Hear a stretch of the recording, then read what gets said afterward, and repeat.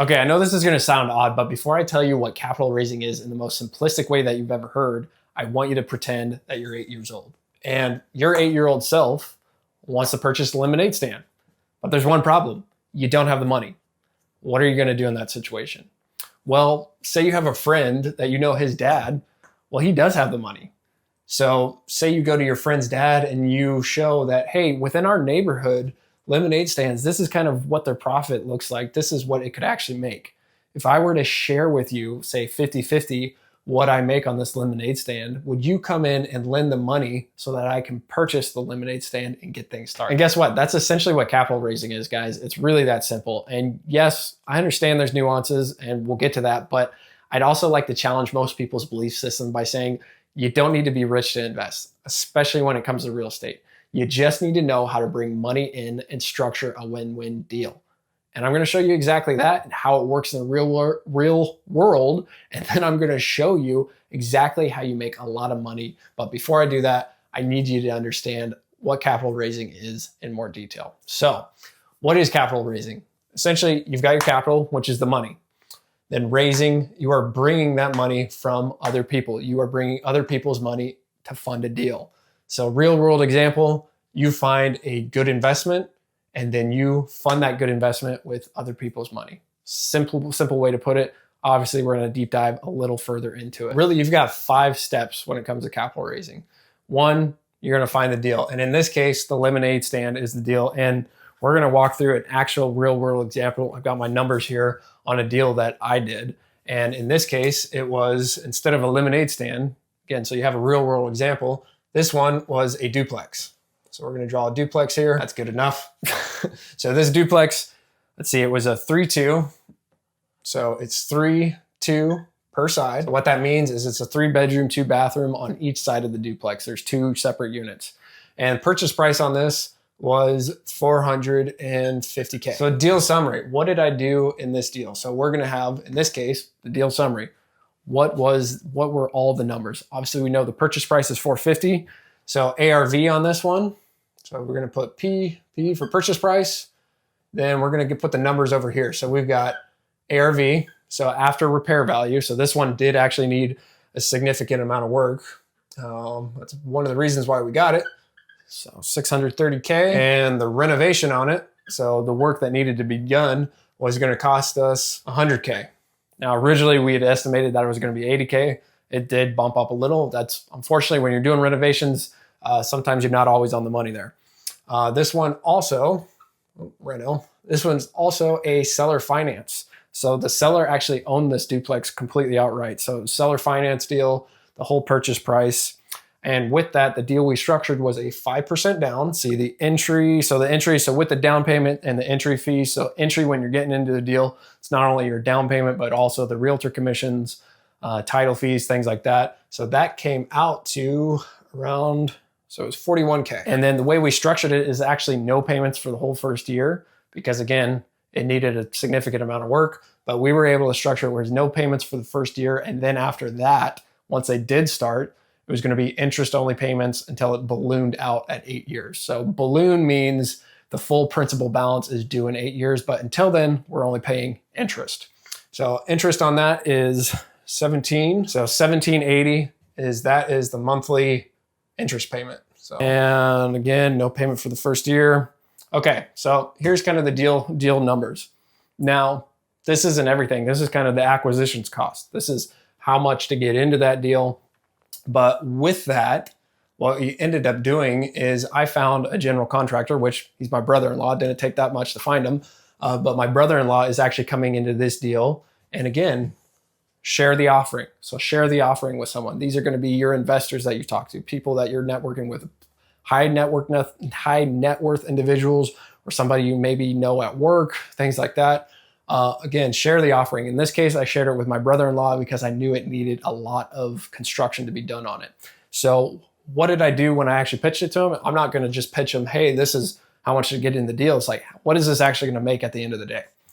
So what we got here is each side actually rents for $3,200 a side as a monthly furnished rental. So this is like just south of Nashville, really good area in Bellevue. So total, that's 64 $6,400 per month is what it's going to bring in. Then you've got our payment here of $1,780, and then so 20%. Again, there's a lot more that goes into the underwriting, but really there's a 20% war chest that covers your capital expenditures, maintenance, vacancies, stuff like that. So 20% of that is going to be stored away. So that's $1,280 per month. So this is $640 minus $1,780 minus $1,280. Then there's $90, so it's $45 per unit. So $90 per month for HOA. This one does have an HOA.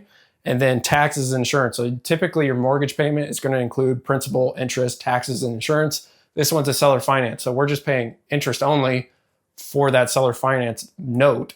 But on top of that, we still have to pay our insurance and property taxes. So all said and done, really the net operating profit. So the net income on this, net operating income is going to be $300,000. So $3,000, you multiply that by 12 and you've got $36K. So this is going to net $36,000 annually. So what you do is, what did we have into the deal here initially? So we knew reno, so the reno is going to be $100,000. Down payment with the entry fees, everything to actually acquire the deal up front is $41,000. So you've got $141. And then you are going to divide $36K into $141K, which gives us an approximate 25% cash on cash return. So cash on cash return is, what is your return on investment for the cash that you're putting into the deal? It's usually a calculation that you use to judge your performance on the first year, because after that it gets a little muddy. There's other metrics that you look into. But again, analyzing the deal, 25% return on your cash, that's pretty darn good. That's really good. But the thing is, I acquired this within my self-directed retirement account. So this entry fee that was done within my self-directed retirement account, there's nuances with that, which we can get into on a later video. But because of the way this was structured, I needed to bring in a partner because I didn't want to cause any issues like prohibited transaction type stuff. So with that, I brought in a partner, again, the general contractor, my brother-in-law, and it's a 50-50 split. So we share with what he brings into the deal. So share the offering, 25% return, cash on cash return, negotiate the partnership. With him, we negotiated the partnership to where, say, again, in this case, I'm the child here. My brother-in-law is the friend's dad, the GC. So he's the GC. He's coming in, doing all the renovation work. And then with that sweat equity, as well as the construction costs that he's going to cover, again, once it gets to a certain point, it splits. I mean, we're splitting hairs there, but you get the case. But in any instance, he's going to have a sweat equity, his portion that he's putting, like his capital that he's putting into the deal. And then once it equalizes out, then it's going to be 50-50. So 50-50 on the spending, 50-50 on the income, and then the equity. So you got the income here, which is 25% cash on cash return. So again, share the offering, negotiate the partnership.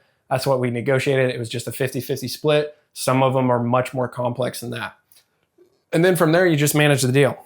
So you manage the deal. You manage it from an operating standpoint, where that deal, like, make sure that it continues to make the appropriate cash flow. Or in the case where you're a capital investor, maybe this is where you break out. So simply put, you're going to find the deal. So in this case, you found the duplex, lemonade stand, structure the deal. You're going to structure on, hey, this is what the return of that investment. Again, this is the return of this investment. Then you're going to go out to raise that money from other people. Again, kid with the father, or me with the general contractor in this case.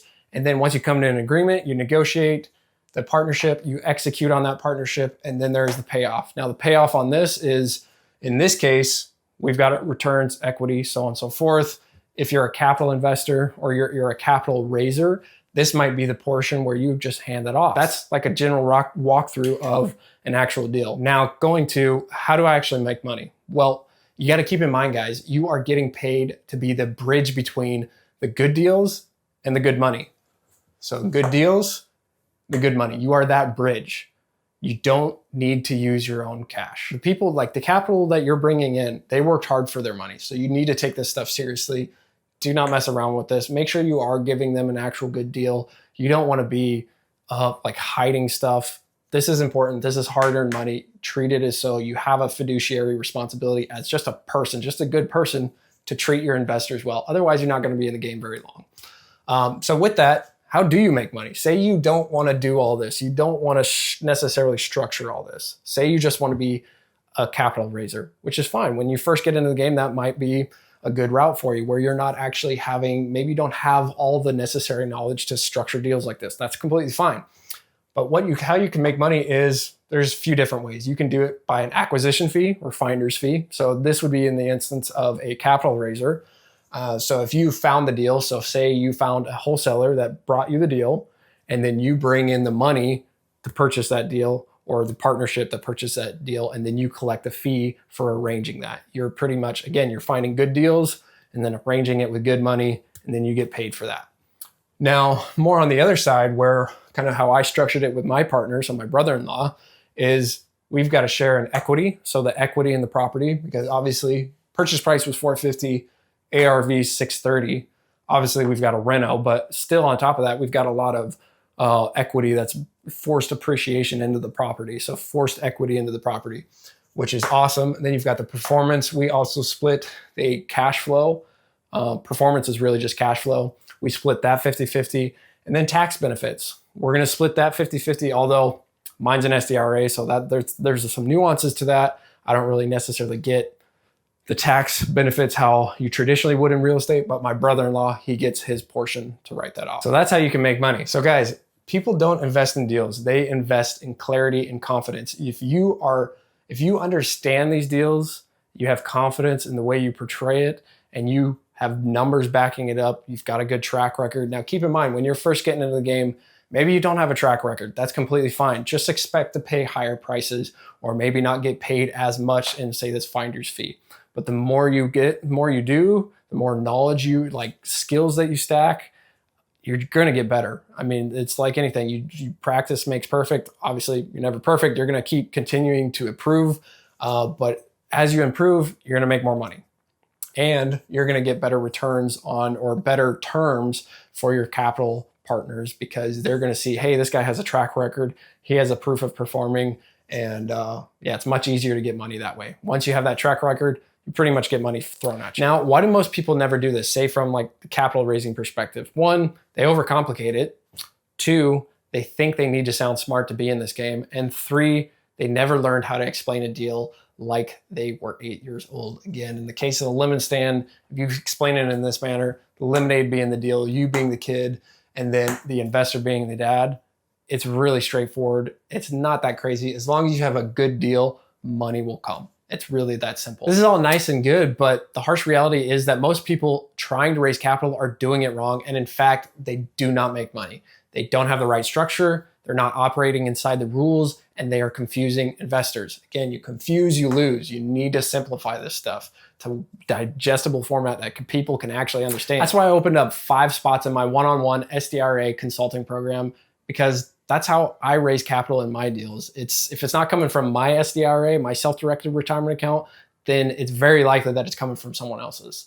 Now, if you want to raise capital confidently in a relatively untapped area with a clear strategy, this is for you. Now in this program, I will help you set up your own SDRA, self-directed retirement account.